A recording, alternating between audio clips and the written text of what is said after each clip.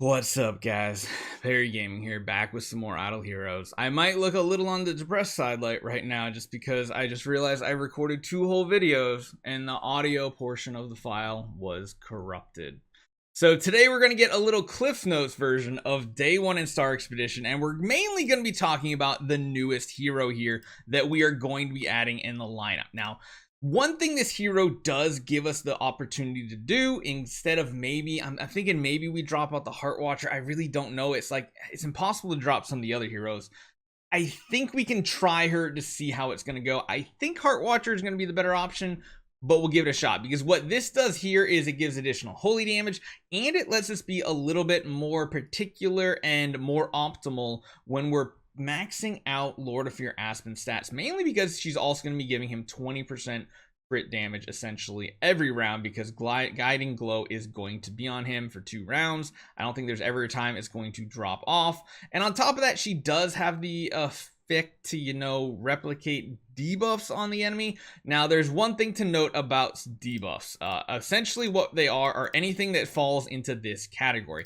That means dots are not going to count, marks aren't going to count, so you can't like replicate scary marks, Heartwatcher marks, things like that. It's only going to be the attribute marks that we're really paying attention to.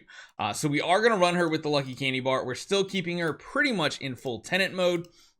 And I was able to test our speed. We did the one big issue that I want to make sure you guys don't do either, is make sure your speed is much slower on your Scarlet Queen Halora if you're having her go third. I had the issue where I actually had her with full tenants on her island here, and that was a big no-no because she had way too much speed. Now, we do have all the speed pumped into our Mystic Fairy Freya. And of course, we have something really spicy here. We have all of this plot just ready to go. The strongest he can be, essentially. Minus, of course, giving you some imprinting. Or, sorry, some X levels to 100. So, really good setup so far. One thing I did do is, it might look like the typical tenant Asmodel that we use, but I actually swapped him out right now. Because why use this tenant when we can use this tenant that has, the A+ right here on the attack, which is absolutely crazy. We can go really nuts with all of his stats and everything, so that's really solid. Doesn't really matter what we pick for anything else. And what I did is I swapped this skin onto our main Asmodel, mainly because it gives an additional 9% attack, which is going to go straight to the household owner. So yeah. We did swap over skins too. We are using the Evil Santa Krampus skin because that gives us additional crit damage, which again is going to be very important.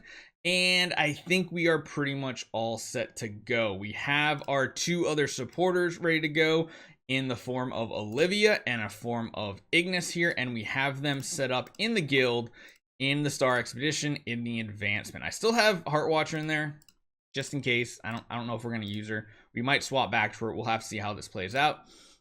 And I believe our Lord of Fear Aspen is all set up, although I can't remember if Shared Fate is what I've used in the past, or if we had to use some sort of Purify. I cannot remember. I'll have to go back to our older videos to pick and decide what the E3 enable is, but we are running Precision, Crit, and Armor Break. Now, we're doing that for one very big reason here. We want to get up to 150% precision, because that turns into a ton of additional attack, which you can see right here. We're running over 20 million attack this time. We also have an 82.5% crit chance. That's very important because you don't want 100%. You probably want a little bit less than this, because essentially what's going on here is the way the game works is if one portion of Lord of Fear Aspen's active ability hits the enemy and doesn't crit, essentially this extra 30% damage is buffed to all hits on the attack. It's really weird. It really shouldn't work like that, but it is how it works. So just keep that in mind. We're at 136.5% crit damage. That's important because we will cap out 150% thanks to adding in Doppelganger Natalia, giving that additional 20% crit damage. We'll also be getting holy damage 20% as well, and 16% attack. That can't hurt too bad. And we'll have to see how her replication of debuffs works for us as well. Beyond that, we are over 100% armor break, so the enemy is going to have no armor. And then we have a little bit of holy damage here. We're going to get 20%, like I said, from Doppelganger Natalia. And then we're going to get like another 16% from the imprints we use in the game mode. So he is set up. He's good to go. The only thing I wanted to talk about was, In this event, we have 43 feathers. I went for, of course, the Cloud Island materials, buffing up our 5th island. We only bought one of these core of Origin chests, so we only have half of Doppelganger Natalia's core, but I don't know if it's really worth going for, like, what, another $82 spending. That's essentially if we got, like, the relay card. That is an option. However, if we do jump over to the core of Origins, I don't think at least the primary core is going to be that important. I feel like this is more for PvP, but essentially what this core is going to do is going to be debuffing one enemy with the highest speed, which is going to be the one boss, essentially. 5% control immunity, lowers speed, lowers energy. None of those really matter for this game mode. But also, there's a 100% chance to grant one random effect to the following to all allies. Then on top of that, the ally with the highest attack, which is going to be Lord of Fear Aspen, gets an extra effect. So these are holy damage, control immunity offset, and crit damage. I honestly wish these were, I wish it was like holy damage, skill damage, I don't know, something better, because this I feel like is too random to really rely on, because we can't then therefore not go for more crit damage because it's not reliable. Holy damage would be nice if it double buffed that, but then it can also hit control immunity offset, which is completely useless. So I don't think her core is going to be that great for us here. I think we're just going to continue to use the noble core for Mystic Fairy Freya, giving us an additional 20% attack. So in our guild, the last thing to talk about is our imprints here. Normally what we would be running is actually the 2-piece for Foresight to give us that extra 25% crit damage, but with Doppelganger Natalia, we don't technically need that anymore. So instead we're going Boil and Tranquility for the extra attack, and then we're going 2-piece Cause and 2-piece Persuasion. That way we're getting an additional 16% holy damage. Besides that, like, there's really no other good ones here. If we do this, it gives us 10% crit chance.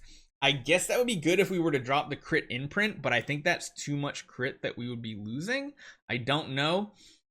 And then technically the extra crit damage the boss is going to receive from Scarlet Queen Halora is fine, because that can go over the 150%. So we already did our one attack for the day. We hit it. We're done.